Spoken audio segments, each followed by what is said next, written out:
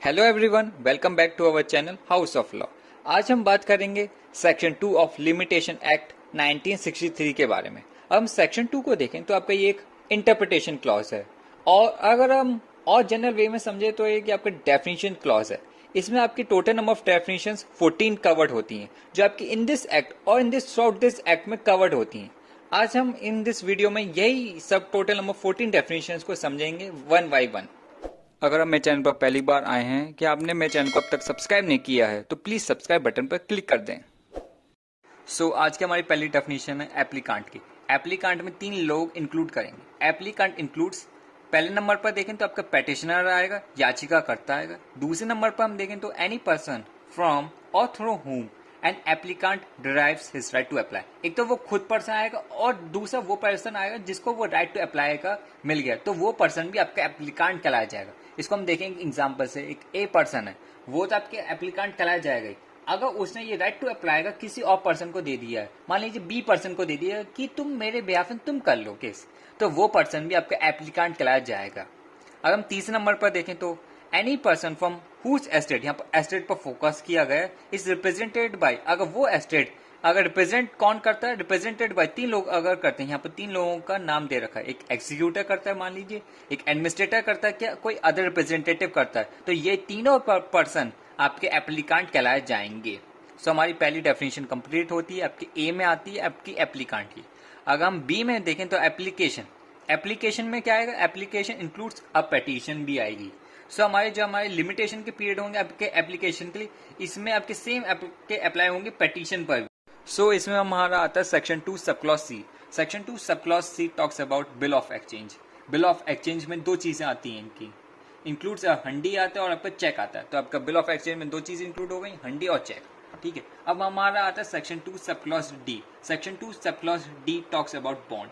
Bond में क्या आता है, includes any instrument whereby a person obliges himself to pay money to another on condition that the obligation shall be void if a specified act is performed or is not performed as the case may be। हम इसको समझते क्या कहना चाहते हैं, इसको अभी I guess ये क्लियर भी नहीं होगी क्या चीज बोल रहा है। ठीक है, इंक्लूड्स एनी इंस्ट्रूमेंट, यहाँ पर एक इंस्ट्रूमेंट, लीगल इंस्ट्रूमेंट के बारे में बात हो रही है, नॉट अबाउट साउंड इंस्ट्रूमेंट। ठीक है, अब जहाँ पर क्या होता है, ठीक है, whereby a person obliges himself to pay money to another, यहाँ पर कोई पर्सन आपका क्या ऑब्लिगेशन दे रहा है कि मैं आपको पैसा दे दूंगा। ठीक है, बट उसमें कंडीशन लगा दी कि that on condition that the obligation shall be void, वो आपकी ऑब्लिगेशन, आपकी वो कंडीशन लगा दी, आपकी ऑब्लिगेशन वॉइड मान ली जाएगी। कब मान ली जाएगी, कोई स्पेसिफाइड एक्ट परफॉर्म कर लिया जाता है या नहीं किया जाता है, ऐसे केस में भी।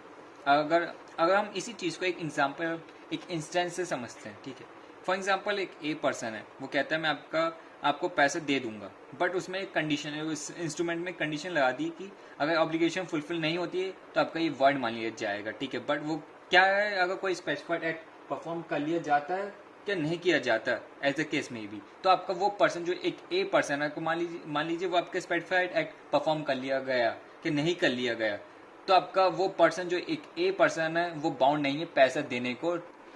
अब हमारी डेफिनेशन आती है section 2 sub clause E. Section 2 sub clause E talks about defendant. Defendant की जो डेफिनेशन बिल्कुल बहुत आपकी मिलती जुलती आपकी एप्लीकांट्स हैं। अब हम वो देखते हैं। ठीक है, defendant includes any person from, वो पर्सन वो खुद होगी, और through whom a defendant derives his liability to be sued. एक मान लीजिए वही सेम एग्जांपल, वही एक ए पर्सन है, वो खुद तो डिफेंडेंट कहलाया जाएगा, उसने अपनी अथॉरिटी किसी और पर्सन को दे दी, फॉर एग्जांपल बी को दे दी कि तुम मेरे बिहाफ में तुम कर लो सूट। ठीक है, तो बी भी आपका पर्सन आपका डिफेंडेंट कहलाया जाएगा। ठीक है, एक तो ये पॉइंट हो गया। ठीक है, इसमें दूसरा आता पॉइंट, एक एनी पर्सन हुज एस्टेट, यहाँ पर फिर वही एस्टेट की फोकस, एस्टेट पर बात पर फोकस हो रहा है, is represented by the defendant as executor, administrator और अदर रिप्रेजेंटेटिव। वही बात, अगर एस्टेट को कोई रिप्रेजेंट कर रहा है, मान लीजिए एक्सिक्यूटर हो, एडमिनिस्ट्रेटर हो, क्या कोई आपका रिप्रेजेंटेटिव हो, तो वो इनमें से कोई भी पर्सन, आपके तीनों पर्सन आपके डिफेंडेंट कहलाए। अब हमारी डेफिनेशन आती है ईजमेंट की, सेक्शन 2 सब क्लॉज एफ में। मैं आपको ईजमेंट है जो आपका, मैं ईजमेंट आपको एक जनरल वे में समझाता हूँ क्या होता है। बेसिकली एक ईजमेंट आपका एक राइट होता है, अधिकार होता है, जहां पर आपका ओनर हो क्या ऑक्यूपायर हो, वो ऑफ सर्टेन लैंड प्रोसेस करता है, वो अपने पास लैंड रखते हैं, किस पर्पज के लिए, for the beneficial enjoyment of that land के लिए, बेनिफिट उठाने के लिए। ठीक है, इसी चीज को मैं आपको एक 3 एग्जाम्पल से समझाऊंगा ईजमेंट होता क्या है बेसिकली। मान लीजिए एक ए है, वो एक किसी ए है, is the owner of the house, वो किसी घर का मालिक है, ठीक है। अब उसी के साइड में, उसी के जो आपका ए का हाउस है, उसी के साइड में कोई लैंड है बी की, और उसी के साइड में आपका कोई पानी भरने का सिस्टम है, ठीक है। ए के पास कोई और रास्ता नहीं है, वो पानी भर के लाए अपने घर में, ठीक है। तो वो ए पर्सन बी की लैंड से चले जाता है और पानी भर के ले आता है अपने घर, ठीक है। यहाँ पर जो बी है वो ए पर्सन को मना नहीं कर सकता कि तुम मेरे लैंड से नहीं जाओ, क्योंकि बेसिकली ए के पास कोई और रास्ता नहीं है। प्लस यहाँ पर उसका एक जो आपके बी के लैंड से जा रहा है वो आपका ईजमेंट का राइट है उसका, ठीक है, क्योंकि बेनिफिट उठाने के लिए, ठीक है। एक तो ये चीज हो गई, पहला एग्जाम्पल तो ये है, ठीक है। दूसरा एग्जाम्पल ले लीजिए, मान लीजिए एक ए है आपका लैंडलॉर्ड है कोई सर्टेन हाउस का, ठीक है। एक बी है जो आपका टेनेंट है, जो आपका रेंट पर आ रहा है उसके फर्स्ट फ्लोर पर, ठीक है।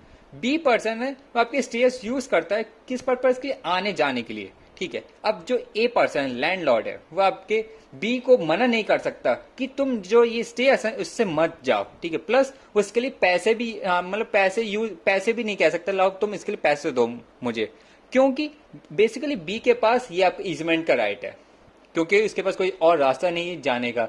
और प्लस वो इसके लिए चार्जेस भी मांग नहीं सकता बी से, ए आपका लैंडलॉर्ड, ईजमेंट का राइट भी है, प्लस आपका उसके पास कोई और रास्ता भी नहीं है, ठीक। एक तो ये चीज हो गई। एक तीसरा एग्जांपल और ले लीजिए, मान लीजिए जो आपके गांव है, ठीक है। गांव में आपका कोई एक ए का आपका प्लॉट है, एक बी का प्लॉट, एक ए का खेत है, एक बी का खेत है, ठीक है।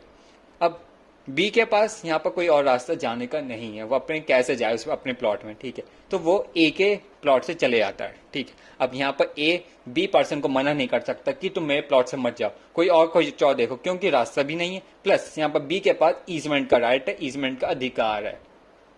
आई होप आपको ये तीनों एग्जाम्पल से क्लियर हो गया होगा कि आपको ईजमेंट का राइट होता क्या, ईजमेंट होता। अब हमारी डेफिनेशन आती है फॉरेन कंट्री की। फॉरेन कंट्री की डेफिनेशन आपकी सेक्शन 2 सब क्लॉज जी में बताइए। फॉरेन कंट्री हम किसे बोलेंगे? Foreign country means any country other than India. India के अलावा जो भी कंट्री होगी हम उसे फॉरेन कंट्री मानेंगे, ठीक है। फॉरेन कंट्री की डेफिनेशन कंप्लीट, ठीक है। अब हमारी डेफिनेशन आती है गुड फेथ की, सेक्शन 2 सब क्लॉज एच में। गुड फेथ की क्या होती है डेफिनेशन, ठीक है। नथिंग शेल बी डीम्ड, यहाँ पर शेल वर्ड हो गया, मैंडेटरी वर्ड हो गया, ठीक है। Shall be deemed to be done in good faith which is not done with due care and attention. कोई भी चीज हमने ड्यू केयर और अटेंशन के साथ नहीं की होगी तो हम गुड फेथ नहीं मानेंगे। सो हमारी गुड फेथ क्या होगी, आपको करनी होगी चीज ड्यू केयर दिखानी होगी और आपकी अटेंशन, तभी आपकी गुड फेथ मानी जाएगी। सेम डेफिनेशन अगर हम देखें गुड फेथ की, सेक्शन 52 ऑफ आईपीसी में भी आपकी गुड फेथ की डेफिनेशन सेम यही बताइए। Nothing is said to be done or believe in good faith which is done or believe without due care and attention. कोई चीज आपने ड्यू केयर और अटेंशन के साथ नहीं दिखाई होगी तो हम उसे गुड फेथ नहीं मानेंगे। सो आपकी ड्यू केयर और अटेंशन होना है तभी आपकी गुड फेथ होगी चीज, ठीक है। बट ये गुड फेथ का जो आपका ये टॉपिक है, ये चीज कब आती है, तब आपकी रेलिवेंसी कब दिखाते हैं, ठीक है। इसमें मैंने देखिए पॉइंट मार्क कर रखा है, देखिए it becomes relevant when the question is whether the limitation period should be extended or not। आपका बढ़ाना चाहिए लिमिटेशन पीरियड क्या नहीं करना चाहिए, ठीक है। क्या आपका जो ये डिले हुआ है वो आपका कंडोन करें, हम एक्सेप्ट करें कि नहीं करें, ठीक है।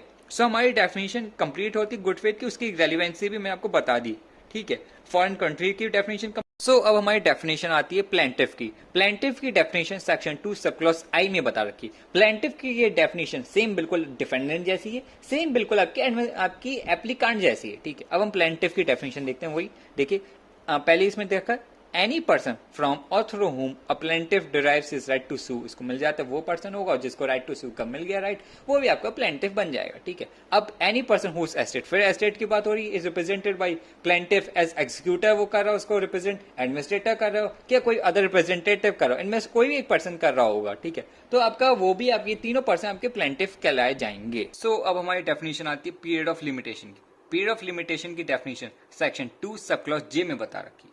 अब पीरियड ऑफ लिमिटेशन होता क्या, ठीक है। Period of limitation means the period of limitation prescribed for any suit के लिए बता रखा है। वो पीरियड क्या सूट के लिए, पहली चीज अपील के लिए बता रखा है, क्या एप्लीकेशन के लिए बता रखा है, और वो कहां बता रखा है, बाय द शेड्यूल के लिए, ठीक है, by the schedule to the act में, ठीक है। जैसे आपका सूट के लिए मान लीजिए एक एग्जाम्पल 3 साल का दे रखा है, अपील के लिए 30 डेज का दे रखा है, 60 डेज का दे रखा है, 90 डेज का दे रखा है, कि एप्लीकेशन का 3 मंथ्स का दे रखा है, ये आपके कहां दे रखी है, शेड्यूल में। यही आपका पीरियड ऑफ लिमिटेशन है। अब प्रिस्क्राइब पीरियड भी सेम वही है, ठीक है। Prescribe period means the period of limitation computed in accordance with the provisions of this act में बता रखा है, ठीक है। अब जो आपका प्रिस्क्राइब पीरियड होगा इसमें आपका extension of period of limitation भी आएगा, कितना बढ़ सकता है वो भी चीज आएगी। It also includes extension of the period of limitation under these sections. So हमारी पीरियड ऑफ लिमिटेशन की डेफिनेशन कंप्लीट होती है। अब हमारी आती है प्रोमिसरी नोट, जो आपकी सेक्शन 2 सब क्लॉज के में बता रखी है। मीन्स एनी इंस्ट्रूमेंट, जैसे मैं आपको बताया आपके promissory note means any instrument whereby the maker engages absolutely to pay a specified sum of money to another at a time therein limited on demand or as side।